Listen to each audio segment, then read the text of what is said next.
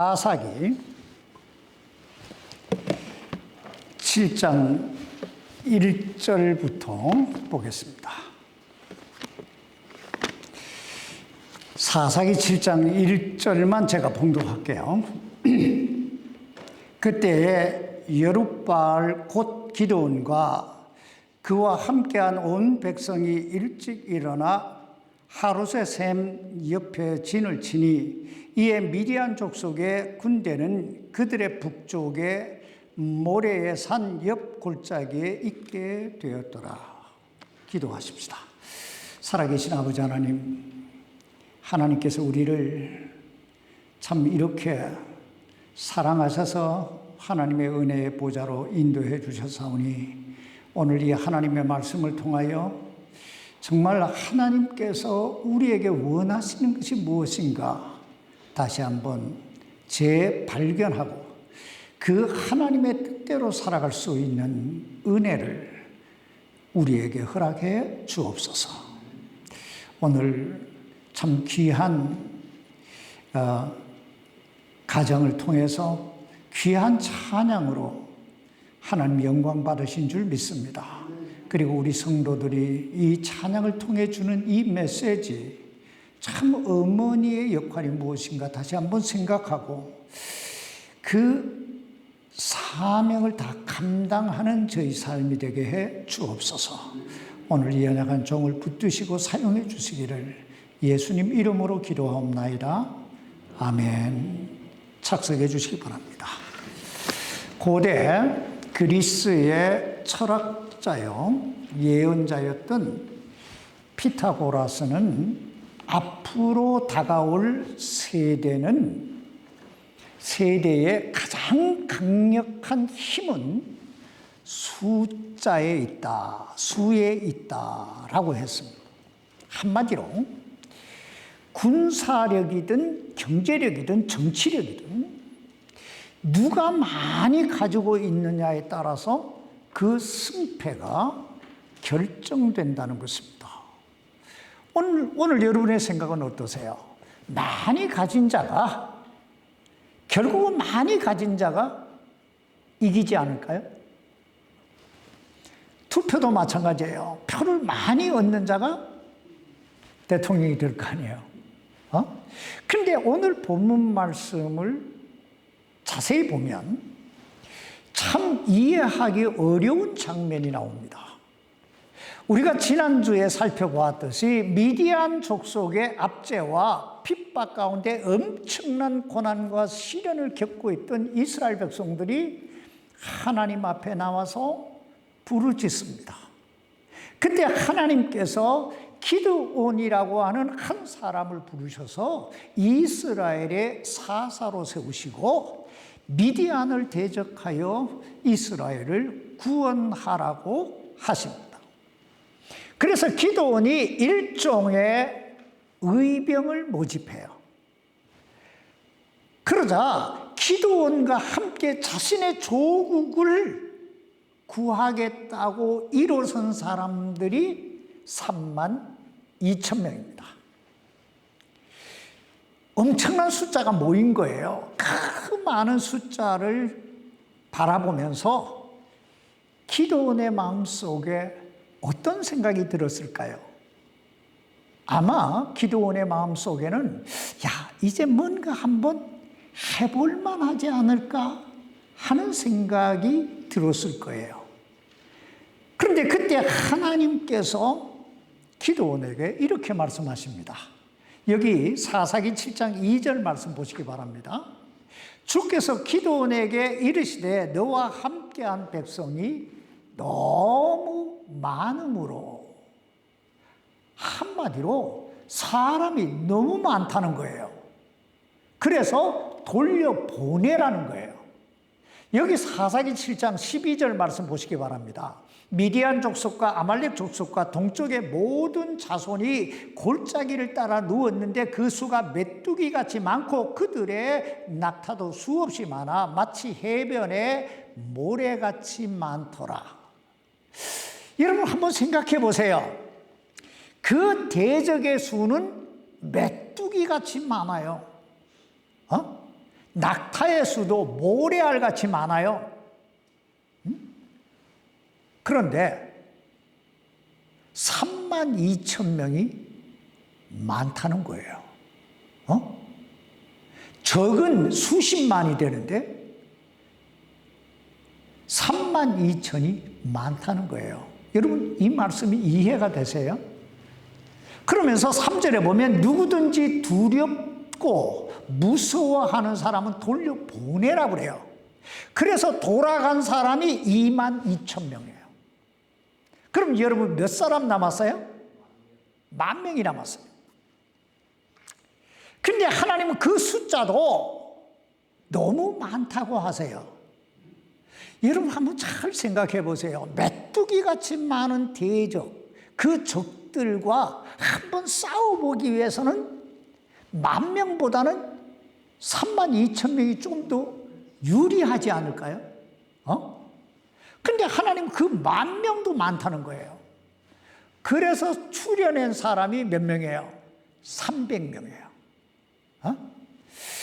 아니 어떻게 32,000도 아니고 10,000명도 아니고 300명만 데리고 그 메뚜기같이 많은 대적들과 싸우라는 것입니까?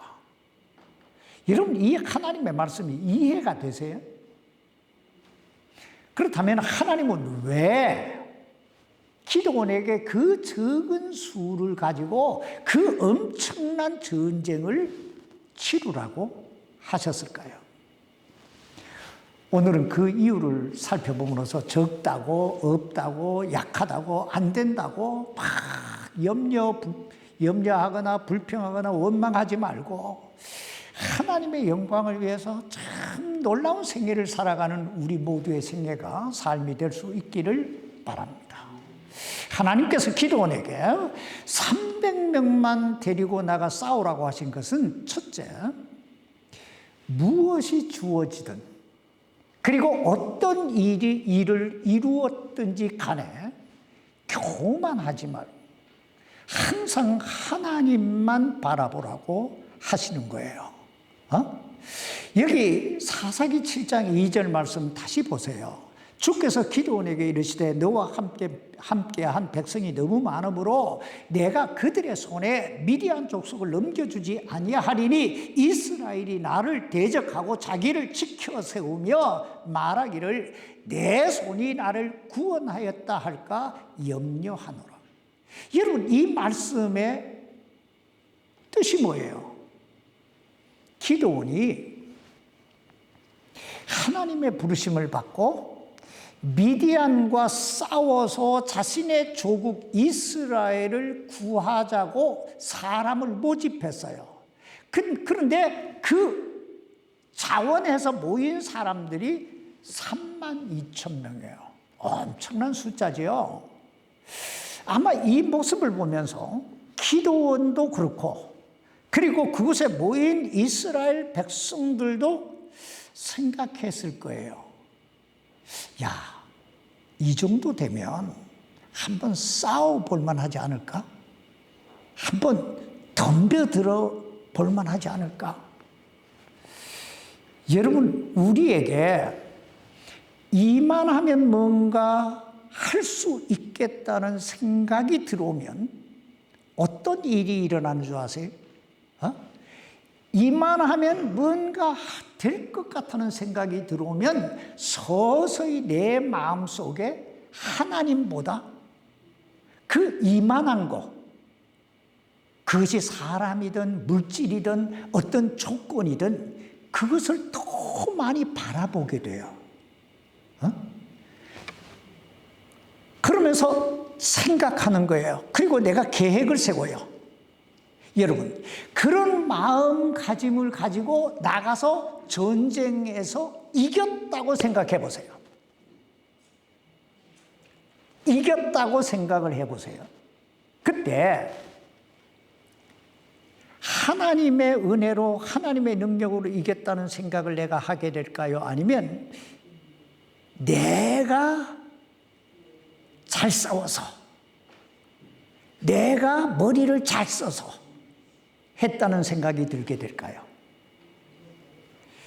여러분, 내 마음속에 내가, 내 생각이, 내 계획이, 내 물질이, 내 지혜가 가득하게 되면 어떤 일이 일어나는 줄 아세요? 내 마음속에 하나님이 계실 자리가 없어져요.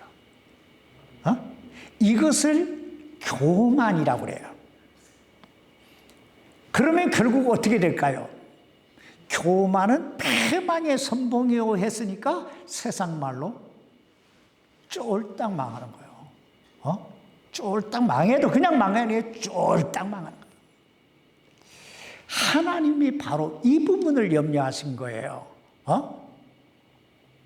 그러나 그 32,000명이 아니고 10,000명도 아니고 300명만 가지고 큰 메뚜기같이 많은 대적들과 싸워서 이기게 되면 어떤 일이 일어나게 될까요? 아무리 나를 내세우려고 해도, 아무리 나를 자랑하려고 해도 할 수 없게 되겠지요. 생각을 해보세요. 여러분의 상상력을 다 동원해서 한번 생각해 보세요. 300명이에요. 그들이 아무리 날고 뛰는 용사들이라고 할지라도 그냥 10만 명이 이렇게 에워싸면 어떻게 될까요? 꼼짝 없을 거 아니에요. 이건 불가능이라고 하는 단어가 필요 없는 일이에요. 그런데 그 300명의 군사들을 이끌고 전쟁터에 나가야 하는 그 기도원이나 그 300명의 용사들의 심정은 어떠했을까요? 제가요, 상상을 해보니까 기도원이나 300명의 용사들이나 머리끝에서 발끝까지 하나님, 하나님, 하나님 하며 다녔을 거예요. 분명히. 아니, 하나님이 아니면 해결점이 없잖아요. 그런 사람들이 교만할 수 있을까요? 자기를 자랑할 수 있을까요? 때때로 하나님은요, 이와 똑같은 이유로 우리의 삶에 연약함을 허락하실 때가 있어요. 그것이 어떤 사람에게는 건강의 문제일 수도 있고, 어떤 사람에게는 대인 관계의 문제일 수도 있고, 어떤 사람에게는 물질의 문제일 수도 있고, 어떤 사람에게는 가정의 문제일 수도 있을 거예요. 그럴 때 여러분은 어떤 생각을 가장 먼저 하시게 돼요? 보편적으로 사람들은요, 이런 일을 만나게 되면 세 가지 반응을 나타내는데, 첫째는 원망해요. 뭔가를 꼭 붙들고 늘어지고 싶어요. 누구 때문에, 뭐 때문에 하고 막 원망해요. 둘째는 낙심하고 좌절해요. 내 팔자 타령하기 시작하는 거예요. 세 번째는 자신의 모습 그대로를 가지고 하나님 앞에 나가는 사람들이 있어요. 사도 바울이 그런 사람이었어요. 바로 우리가 잘 아는 대로 이 사도 바울은요, 정말 대단한 사람이에요. 우리의 상상을 초월하는 사람이에요. 그 연약한 몸으로 성경 하나 들고 예수 이름 하나 가지고 전 세계를 뒤흔들어 놓은 사람이 바로 바울 아니에요. 그런데 그에게도 남모르는 아픔이 있었어요. 그것을 성경은 육체의 가시라고 그래요.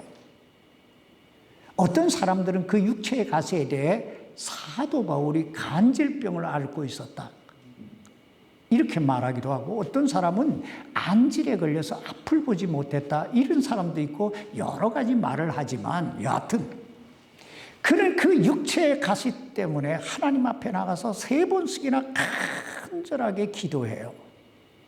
그런데 그가 받은 은혜, 이게 하나님의 응답이 뭔지 아세요? 내 은혜가 내게 족하도다. 너의 약한 그곳에서 너가 강하여지기 때문이다. 이 말씀이 여러분 잘 이해가 안 되죠?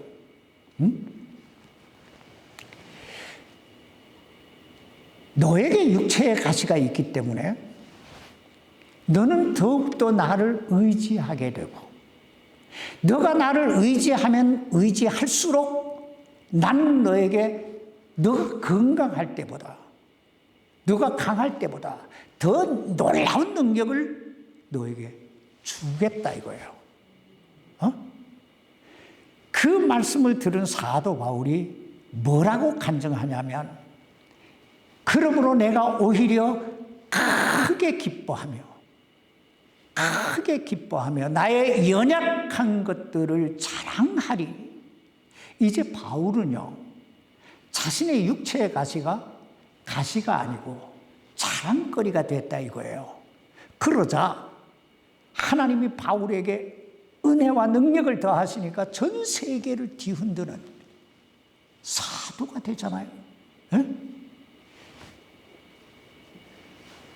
그러므로 안 된다고, 없다고, 연약하다고, 힘들다고 여러분 불평하고 원망하고 낙심하고 좌절하기보다는 오히려 하나님을 더욱더 의지하고 기도함으로 약한 것을 강하게 하시고 연약한 것을 치료해 주시고 안 되는 것 되게 해 주시고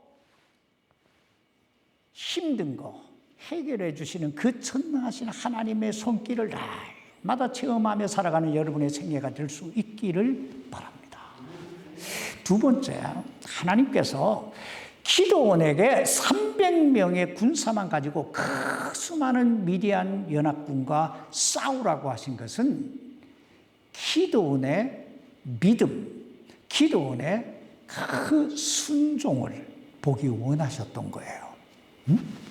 오늘 본문 말씀을 자세히 잘 읽어보면 우리가 인간적으로 참 이해할 수 없는 장면이 몇 군데 나오는데, 제가 두 군데만 소개하면, 하나는요, 하나님께서 32,000명이 너무 많다고, 아니 10,000명이 너무 많다고 다 돌려보내라고 하시고 300명만 데리고 나가서 싸우라고 하신 장면이 잘 이해가 안 돼요. 우리 인간적인 계산으로 볼 때 300명보다는 10,000명이 낫고 10,000명보다는 32,000이 낫잖아요. 그런데 왜 하나님 그렇게 하라고 하셨을까? 또 하나 이해하기 어려운 건요, 하나님이 그렇게 말씀하시는데도 기드온이 하나님 어찌 이러십니까? 아니 32,000이 많다니요? 아니 10,000명이 많다니요? 아니 나보고 지금 300명만 데리고 나가라서 싸우라고 하십니까? 꼬투리 하나 안 달아요. 하나님께 한마디 대꾸도 안 해요. 그저 묵묵히 순종만 하고 있어요. 여러분 이게 이해가 되세요? 우리는 조금만 바늘에만 찔려도 뭐 난리법석을 치는데,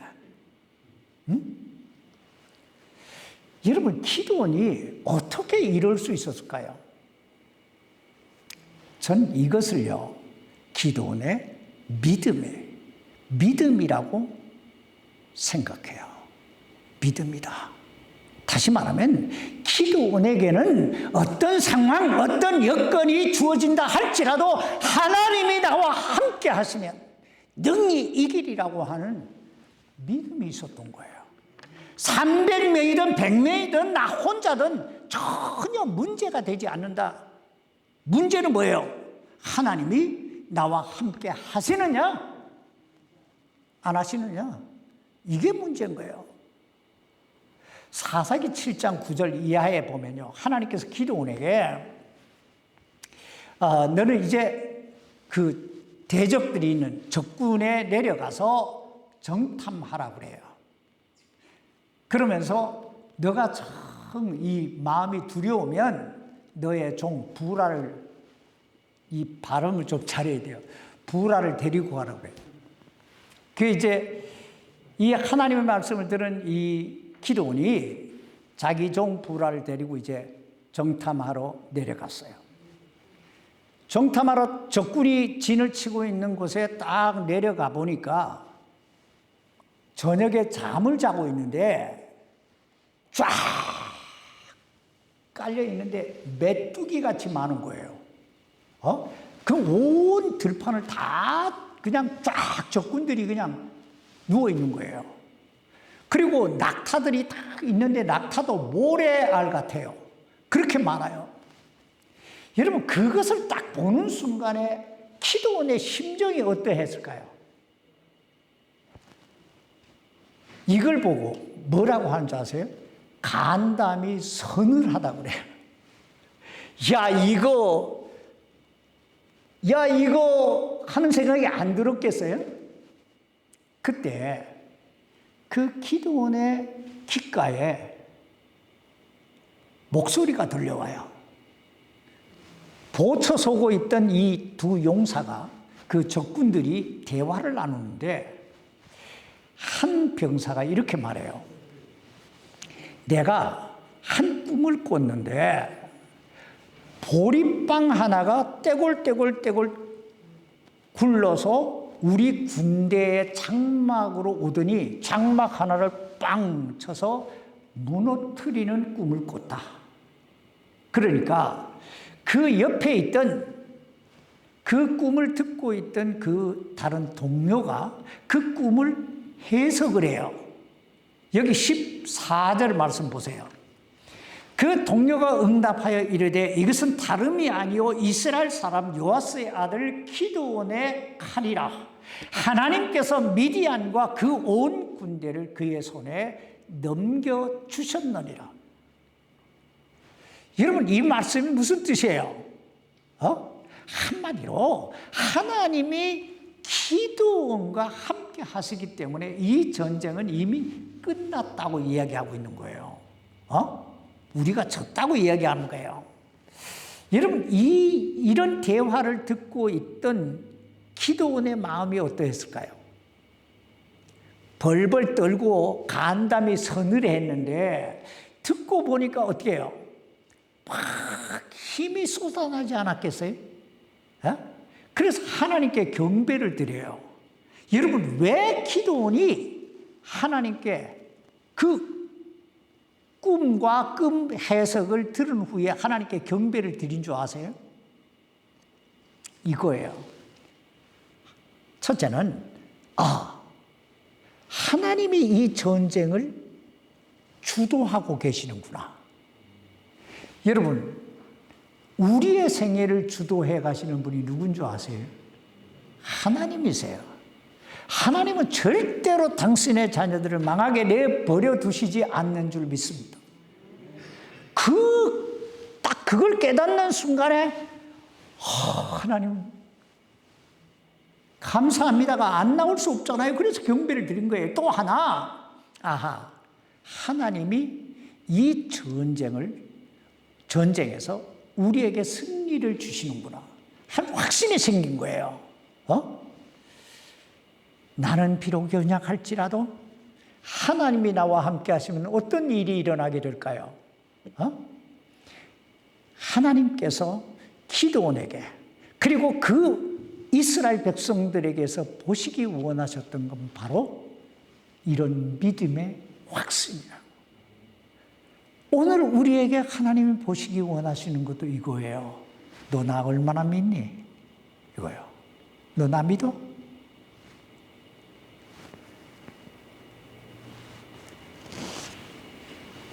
제가 오늘 설교를 훅짝 넘어가 볼게요.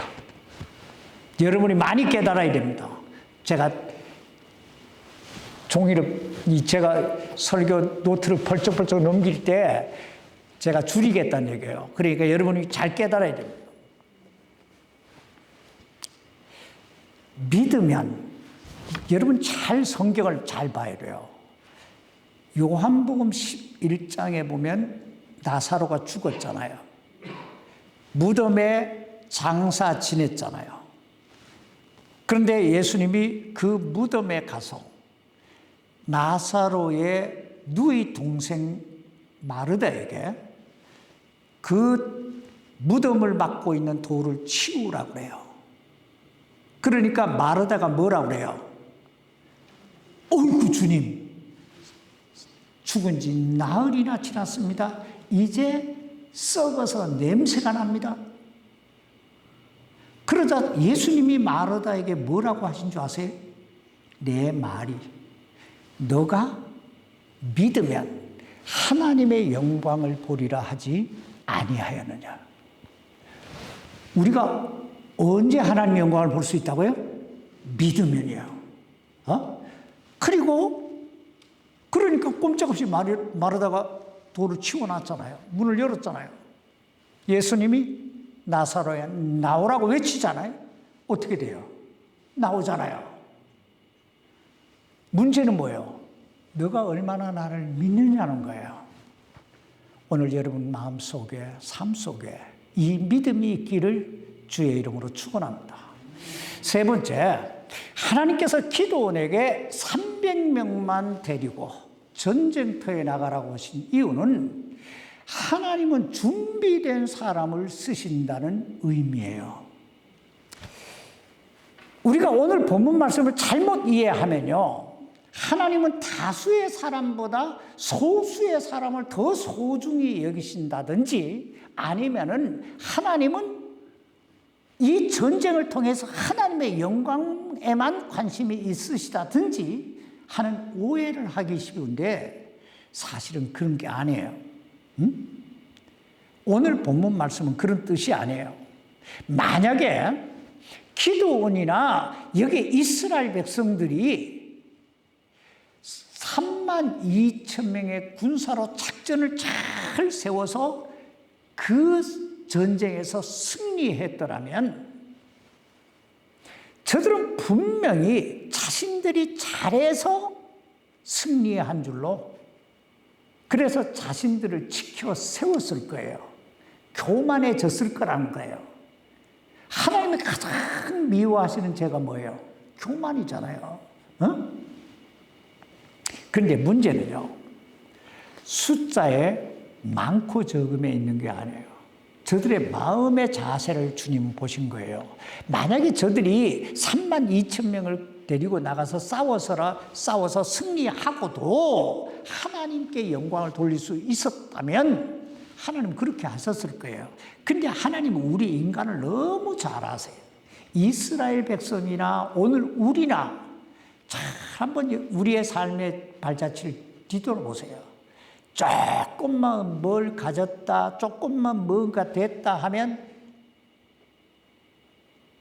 하나님이 우선순위입니까? 내가 우선순위입니까? 내가 우선순위가 될 때가 얼마나 많아요.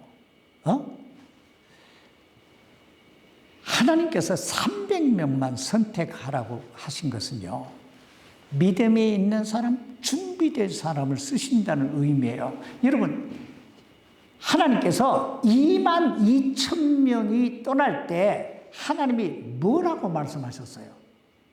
두려워하거나 무서워하는 사람은 다 돌려보내라고 그러잖아요. 그렇다면 여러분, 왜 저들의 마음속에 두려움이 찾아오고 무서움이 찾아왔을까요? 왜 찾아왔을까요? 자, 기드온이 우리 한번 싸워봅시다 하니까 막 우르르 몰려들어서 32,000명이 몰려들었어요. 그런데 22,000명은 두려워하고 무서워했어요. 두려워하고 무서워하는 사람 떠나라니까 떠났으니까 그 사람들 두렵고 무서워서 떠난 거 아니에요. 그럼 왜 두렵고 무서웠을까요? 믿음이 없었기 때문에요. 하나님이 우리와 함께 하시고 이 전쟁에서 우리를 승리케 해주신다 하는 믿음이 있었더라면 두렵지 않았을 거 아니에요. 죽을까 봐 무서웠던 거 아니에요. 두려웠던 거 아니에요. 그래서 떠난 거예요. 그래서 하나님은, 결론은 이거예요. 하나님은 믿음 없는 사람을 쓰시지 않는다, 이거예요. 그래서 22,000이 떠난 거예요. 그리고 이제 10,000명이 남았는데 하나님께서 그 10,000명을 데리고 기드온에게 뭐라고 하셨냐면 물가로 데려가라고 해요. 물가로 데려가라 하고는 물가로 갔어요. 엄청나게 목이 말랐나 봐요. 탁 물을 보는 순간에 쫙 물 마시러 갔어요. 어떤 사람은 무릎을 꿇고 이렇게 마셨고, 어떤 사람은 손으로 떠가지고 이렇게 마셨고. 근데 하나님께서 요 손으로 떠가지고 마시는 사람 따로 세워라. 무릎 꿇고 들이킨 사람 따로 세워라 그랬어요. 그러니까 손으로 한 사람은 세우니까 300명이고, 나머지 여기다 이렇게 무릎 꿇고 한 사람 이렇게 세우니까 몇 명이에요? 머리 복잡하게 생각할 거 없어요. 9,700명이에요. 9,700명이잖아요. 10,000명에서 300명 빼면 9,700명이잖아요. 자, 그리고는 그 9,700명 돌려보내라고 그래요.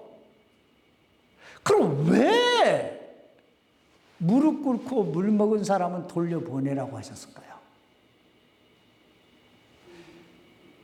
그 당시에 유대인들은요, 딱 한 번만 무릎을 꿇었어요. 언제 무릎을 꿇었냐면 하나님께 예배 드릴 때만 꿇었어요. 그런데 물을 보자마자 하나님께 예배 드릴 때 무릎 꿇어야 된다는 생각을 까맣게 잃어버린 거예요. 우선 먹고 보자 이거예요. 그럼 지금 우선 먹고 보자 하는 사람들 마음속에는 하나님의 우선순위요? 자기가 우선순위요? 자기가 우선순위였던 거예요. 그러니까 이런 사람들 데리고 일을 도모하면 반드시 뭔가 이루어져도 내가 할 거란 말이에요. 이렇듯 하나님은요, 하나님보다 그 무엇인가를 더 귀히 여기는 사람은 쓰시지 않아요. 큰 일을 도모하시지 않는다는 거예요. 우리가 여기서 한 가지 꼭 기억하고 넘어가야 될 거, 요것만 얘기하고 마칩시다.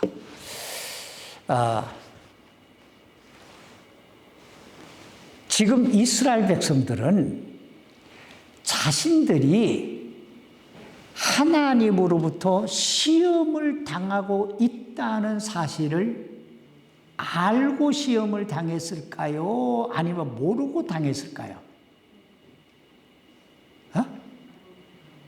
모르고 당한 거예요. 모르고 당한 거예요. 자, 보세요. 10,000명이 물가로 갔어요. 무릎 꿇고 물 마신 사람이 9,700명이에요. 만약에 하나님이 지금 나를 보시고 계시다, 그리고 나를 테스트하고 계신다, 이런 의식을 조금이라도 했다면 무릎 안 꿇었을 거예요. 그 사람들도. 안 그렇겠어요? 모르는 사이에 하나님이 시험하신 거예요. 여러분 알아야 돼요. 하나님이 지금도 내 삶을 시험하시는 거예요. 이것도 줘보고, 이 문제도 줘보고, 저 문제도 줘보고, 너가 믿음으로 사는지, 너가 나를 우선순위로 사는지 하나님 보시겠다는 거예요. 그리고 그 사람들 추려서 쓰시겠다는 거예요. 이거 하나님 마음이죠. 하나님 왜 나 모르게 시험하세요 하고 덤벼들 수가 없잖아요, 우리가. 응? 그러므로 여러분, 항상 살면서 이런 의식을 가져야 돼요. 하나님이 나를 보시고 계신다. 내가 어디에서 무엇을 하든지, 내가 어떤 말을 하든지, 어떤 생각을 하든지, 어떤 행동을 하든지, 누가 보고 계세요? 하나님이 보시고 계신다는 거예요. 오늘의 결론은 이거예요. 두려워하거나 무서워하지 말자는 거예요, 첫째. 하나님이 나와 함께 하시는데 내 삶에 어떤 일이 일어나든지 내가 망할 리는 없어요. 전능하신 하나님이 나와 함께 하시는데 내가 뭘 두려워하고 뭘 염려해요? 둘째, 우선순위를 하나님께 두며 살자는 거예요. 왜냐하면 내 목숨줄 딱 잡고 계신 분이 하나님이에요. 그 하나님이 내 목숨의 주인이세요. 그러니까 우선순위를 하나님께 두고 살자는 거예요. 셋째는 항상 준비된 삶을 살자는 거예요. 하나님이 날 보고 계신다는 의식 가지고, 여러분 기도원의 300명의 용사들 한번 생각해 보세요. 수천 년이 지난 지금에도 얼마나 그 이름들이 빛나고 있습니까? 오늘 우리의 생애가 그렇게 하늘의 별처럼 늘 빛나는 생애가 될 수 있기를 주님의 이름으로 축복합니다. 기도하십시다. 살아계신 아버지 하나님, 우리는 요즘 참 기도원의 생애를 살펴보면서 우리가 어떤 삶을 살아야 되는지 다시 한번 우리의 삶의 그 발자취를 돌아보게 하시는 것을 감사합니다. 하나님, 우리에게 믿음을 주시고 하나님 말씀에 순종하며 살아갈 수 있는 은혜를 주시옵소서. 우리는 우리 눈에 보이는 것에 더 민감하고 우리 귀에 들리는 것에 더 촉각을 세우며 삽니다. 하나님, 이제부터 보이지 않는, 들리지 않는 뜻대로 늘 우리와 함께 하시는 하나님 의식하고 하나님과 늘 동행하는 저희 생애가 되게 해 주옵소서. 살아계신 예수님 이름으로 기도하옵나이다. 아멘.